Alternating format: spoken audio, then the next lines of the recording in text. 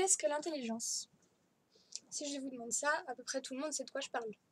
Mais est-ce que vous pourriez m'en donner une définition claire et précise? Un ami psychologue me l'avait demandé un jour et ça m'a toujours intriguée. Alors on va essayer d'y répondre. La meilleure façon, c'est quand même de regarder dans le dictionnaire. Donc le Hachette 2011 dit faculté de connaître, de comprendre, d'agir avec discernement. A priori, rien de compliqué. Amélie Nothomb s'est aussi penchée sur la question et elle préfère la notion d'esprit.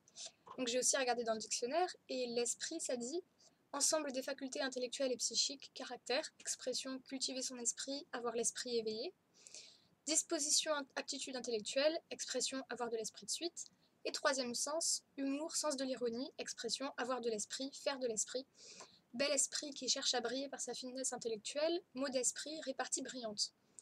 Donc l'esprit, c'est à la fois le caractère, le cynisme, la substance, le répondant, et la finesse qui rend quelqu'un d'intéressant en société. C'est le mélange donc de la finesse intellectuelle et de l'humour qui donne du cynisme et du piquant.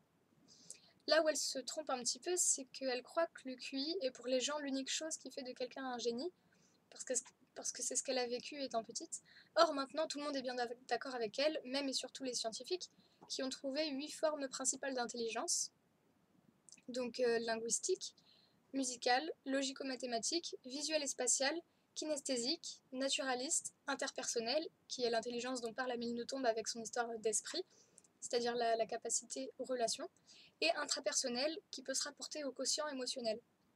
Le QI s'appuie sur l'intelligence logico-mathématique, principalement. Et pour les scientifiques, la définition de l'intelligence, c'est la capacité à utiliser la bonne intelligence au bon moment, et donc inhiber celles qui sont inutiles. D'ailleurs, la définition actuelle du Larousse, c'est aptitude d'un être humain à s'adapter à une situation, à choisir des moyens d'action en fonction des circonstances. Donc la notion d'adaptation est apparue, adaptation en fonction de, ce qui appuie la théorie des neuroscientifiques. Par exemple, si on vous donne une feuille avec des noms de couleurs écrits dans une autre couleur, il faut lire le mot couleur, c'est-à-dire par exemple rouge écrit en bleu, vert écrit en jaune, sans se préoccuper de la couleur avec laquelle le mot est écrit. Et donc dans ce cas, il faut utiliser seulement l'intelligence linguistique et inhiber l'intelligence visuelle et spatiale. Ce processus d'inhibition se fait parfois en grandissant au fur et à mesure de l'apprentissage. Par exemple, je me souviens que mon prof de maths, pendant le cours, comme ça, il s'était posé une question.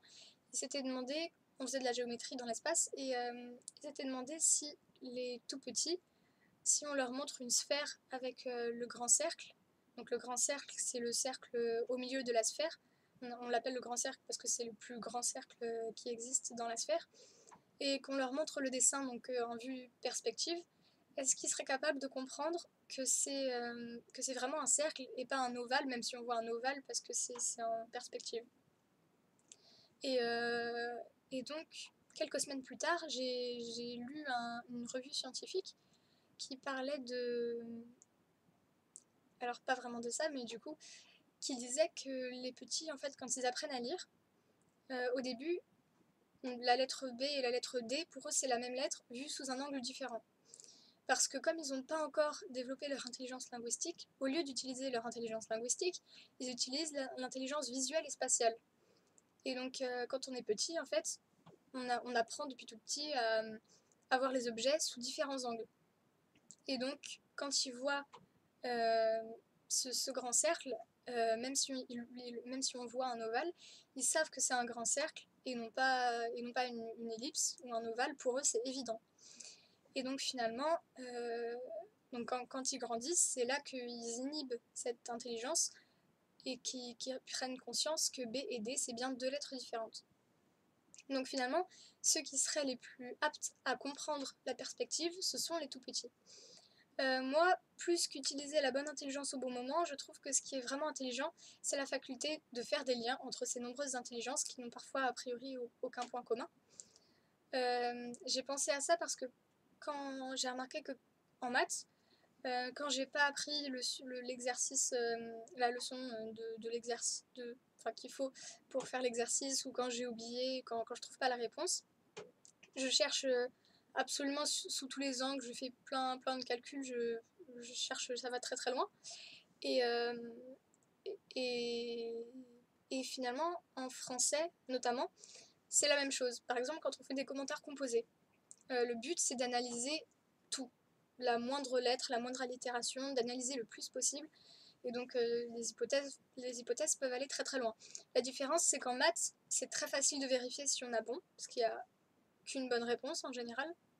Alors qu'en français, chacun a son interprétation, en plus on n'est pas dans la tête de l'auteur, donc on ne sait pas si on est allé trop loin ou au contraire si on ne va pas assez loin, donc c'est plus compliqué, mais le cheminement de réflexion est quand même le même, c'est-à-dire qu'il faut aller très loin pour chercher la réponse. Autre point commun en maths et en musique, par exemple la musique à la base techniquement c'est des maths, donc tout est construit autour de l'intelligence logico-mathématique.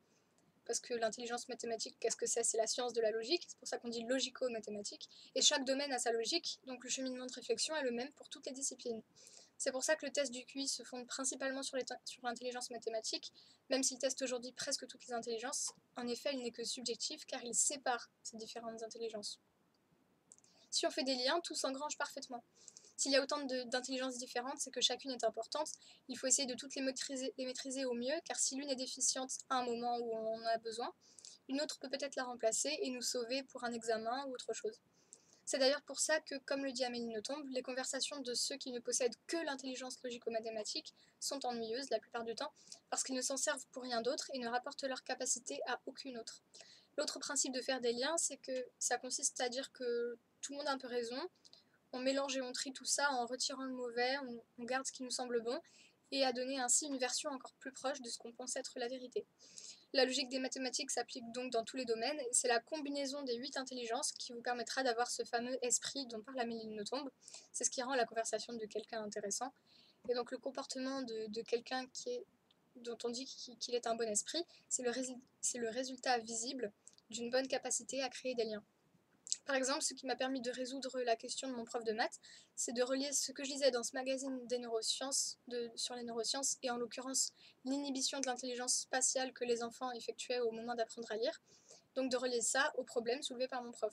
Je dis pas du tout que je suis intelligente, loin de là, ce lien a été très simple à trouver, mais tout ça pour vous montrer que la clé de l'intelligence est de se servir de tout, sans se dire par exemple si on déteste les maths et les sciences parce qu'on veut faire L, oui, c'est pas grave si j'ai des mauvaises notes dans les matières scientifiques, de toute façon, c'est pas ce que je veux faire.